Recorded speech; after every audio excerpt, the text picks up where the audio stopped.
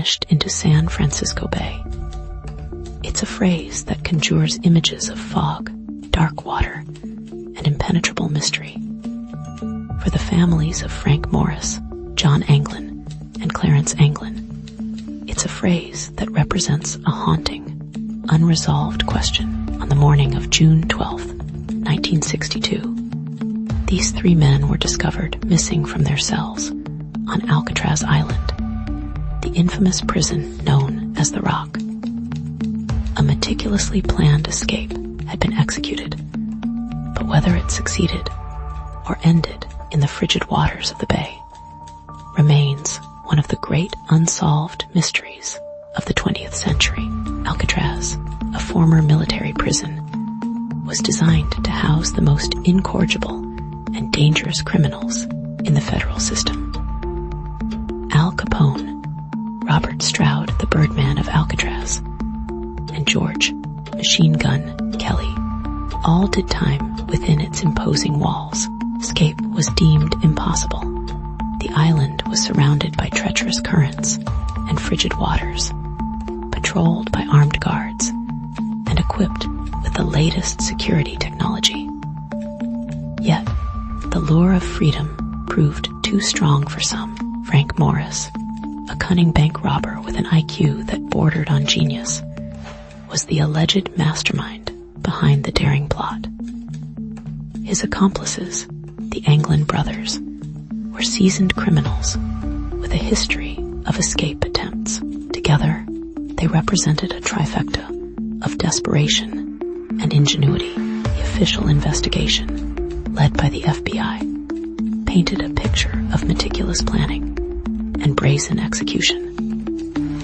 Over months, the 3 inmates painstakingly chipped away at the concrete walls surrounding their cells, using sharpened spoons, smuggled saw blades, and a makeshift drill crafted from a vacuum cleaner motor.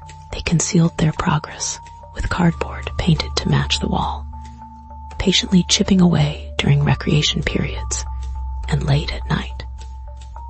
But the success of their plan hinged on more than just brute force. It required deception, misdirection, and a healthy dose of luck. The question remains, did they receive any assistance from the inside? Suspicion immediately fell on other inmates and even prison guards. Rumors circulated about a possible network of accomplices who helped smuggle tools, provide information, and cover up the escape preparations. Some inmates claimed to have witnessed suspicious activity, while others alleged that certain guards were lax in their duties, perhaps even turning a blind eye. The testimonies were often contradictory, colored by personal biases, and fueled by the prison's own internal power struggles. The investigation became a tangled web of half-truths and outright lies, making it difficult to separate fact from fiction. The discovery of the escape triggered a massive manhunt involving the FBI, the Coast Guard, and local law enforcement. Helicopters searched the waters, patrol boats scanned the shoreline, and bloodhounds scoured the island for any sign of the fugitives. The initial search yielded some intriguing clues. A makeshift raft constructed from raincoats, paddles fashioned from plywood, and personal belongings of the escapees. These items were found floating in the bay, suggesting that the men had indeed launched their escape attempt. But the absence of bodies, or any definitive proof of their demise, fueled speculation that they might have survived. The FBI's official conclusion was that Morris and the Anglin brothers perished in the frigid waters of San Francisco Bay. They argued that the strong currents, low water temperatures, and the men's lack of experience in open water swimming made their survival highly improbable. This narrative offered a neat and tidy resolution to a potentially embarrassing situation for the Bureau. However, doubt lingered. The absence of concrete evidence, coupled with tantalizing hints of survival, kept the legend of the Alcatraz escape alive for decades to come. But a major twist in the case came years later, not from law enforcement, but from the Anglin family.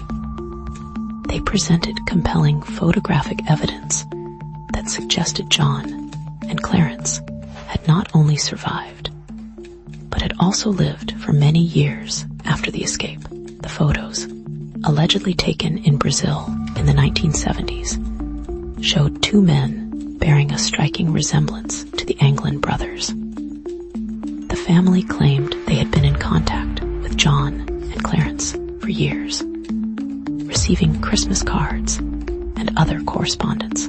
This revelation challenged the FBI's official narrative and reopened the investigation, albeit unofficially, in the court of public opinion. The authenticity of the photographs became the subject of intense scrutiny. Experts analyzed the images, comparing them to known photographs of the Anglin brothers.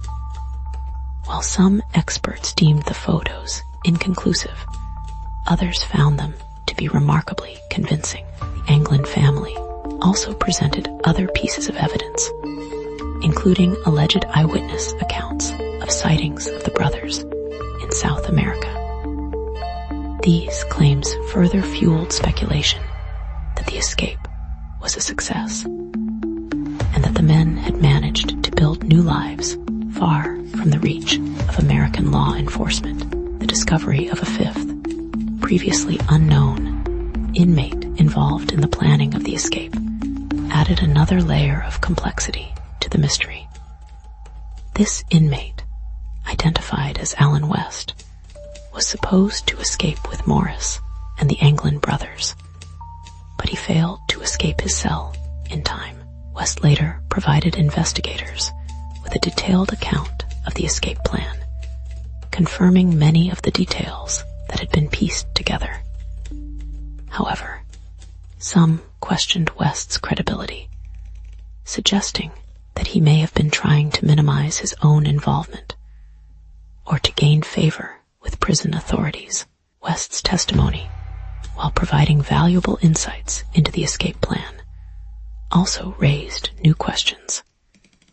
He claimed that the escapees planned to steal a car upon reaching the mainland and then disappear into the vastness of California. But no stolen cars were ever reported in the vicinity of Alcatraz on the night of the escape. This discrepancy cast doubt on West's account and suggested that the escapees may have had a different plan altogether, or perhaps West was intentionally misleading investigators to protect his former accomplices. As the years turned into decades, the legend of the Alcatraz escape continued to grow. The story was immortalized in books, movies, and television shows, each offering its own interpretation of the events. The escape became a symbol of human ingenuity, the will to survive, and the enduring power of hope. But for the families of the missing men, it remained a painful reminder of unanswered questions and unresolved grief. The ambiguity surrounding their fate became a constant source of torment. The authorities faced growing pressure to reopen the investigation, fueled by the Anglin family's evidence and the persistent public interest in the case. New technologies, such as DNA analysis and advanced image enhancement, offered the potential to re-examine old evidence and uncover new clues. But despite these advancements, the case remained stubbornly resistant to resolution. The trail had grown cold, and the passage of time had eroded many of the crucial pieces of evidence. The discovery of an ore found near Angel Island, a few miles from Alcatraz, further complicated the narrative. Forensic analysis suggested that the ore may have come from the makeshift raft used by the escapees. However, the oar's condition and location raised doubts about its connection to the escape. Some experts argued that the oar could have been unrelated to the escape, or that it could have been planted as a diversion. The ambiguity surrounding the oar's origins only deepened the mystery. In 2018, a letter surfaced, purportedly written by John Anglin. The letter claimed that he and his brother Clarence had survived the escape and were living in good health. The letter also included a request for assistance in negotiating a deal with authorities, offering to turn themselves in exchange for medical treatment. The FBI analyzed the letter, but the results were inconclusive. The handwriting was deemed inconsistent with known samples of Anglin's writing, but the possibility that it was a genuine attempt at communication could not be completely ruled out.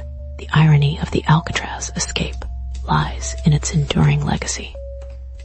The prison, designed to be escape-proof, became famous for the one escape that may have succeeded. The men who were deemed the worst of the worst became folk heroes, symbols of defiance against an oppressive system. Whether they perished in the bay or lived out their days in freedom, their story continues to captivate and intrigue. Alcatraz remains a monument to both the limits of human confinement and the boundless human desire for liberty. The final chapter of the Alcatraz escape remains unwritten. The FBI officially closed the case in 1979, but the mystery refuses to die. The question of what happened to Frank Morris, John Anglin, and Clarence Anglin continues to haunt the imagination. Did they vanish into the frigid waters of San Francisco Bay? Or did they achieve the impossible and disappear into the world, leaving behind a legend that will endure for generations to come? The answer, like the fog that often shrouds Alcatraz, remains elusive, shrouded in mystery and speculation.